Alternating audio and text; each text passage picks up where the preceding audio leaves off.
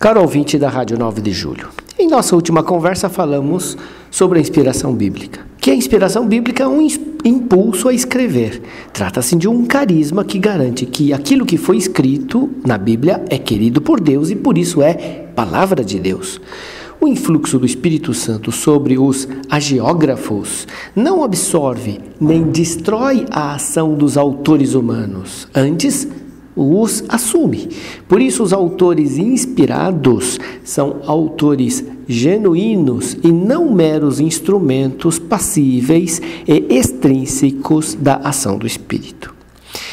O carisma da inspiração bíblica não é um carisma ultrapassado. Esse carisma continua na igreja, não no senso de que mais livros inspirados possam ser acrescentados à Bíblia, mas no sentido de que o mesmo Espírito Santo que inspirou os livros da Bíblia continua a agir na igreja para a sua reta interpretação e atualização. Assim, a aceitação de que a Bíblia é inspirada por Deus e por isso é palavra de Deus obriga os cristãos a interpretá-la e atualizá-la. Ignorar ou esquecer isso significa cair na leitura fundamentalista da Bíblia. O que é a leitura fundamentalista da Bíblia? A leitura fundamentalista da Bíblia parte do princípio de que a Bíblia, sendo palavra de Deus, deve ser lida e interpretada literalmente em todos os seus detalhes.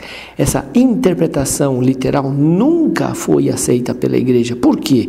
Porque exclui o esforço de compreensão da Bíblia que leva em conta o seu crescimento histórico e seu desenvolvimento. É verdade que o fundamentalismo tem razão em insistir sobre a inspiração divina da Bíblia e a verdade da palavra de Deus, mas a sua maneira de apresentar essas verdades está enraizada em uma ideologia que não é bíblica.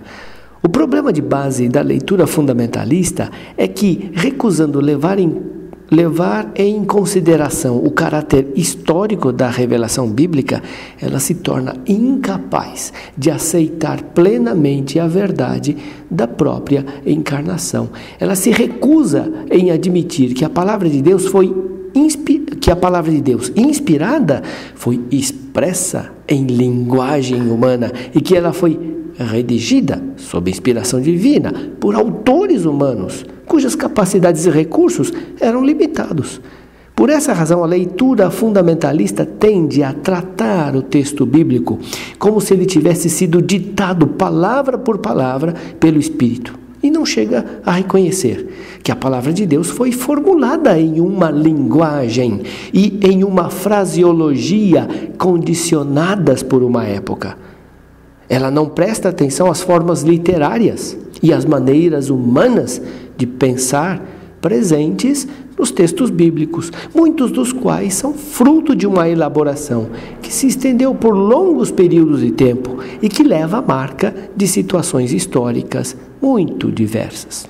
Muitas vezes o fundamentalismo bíblico torna histórico aquilo que não tinha a intenção de historicidade, pois ele considera como histórico tudo aquilo que é contado com os verbos em um tempo passado, sem a necessária atenção à possibilidade de um sentido simbólico ou figurativo destas mesmas narrativas.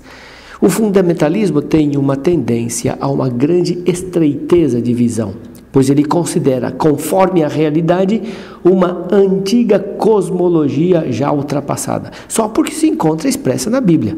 Isso impede o diálogo entre a cultura e a fé. O fundamentalismo se apoia sobre uma leitura não crítica de certos textos da Bíblia, que acaba por confirmar ideias políticas e atitudes sociais marcadas por preconceitos que são contrários ao próprio Evangelho. Enfim, o fundamentalismo separa a interpretação da Bíblia da tradição guiada pelo Espírito. Falta-lhe entender que o Novo Testamento tomou forma no interior da igreja e que ele é escritura desta igreja, cuja existência precedeu a composição de seus textos. Assim, o fundamentalismo é muitas vezes anti-eclesial.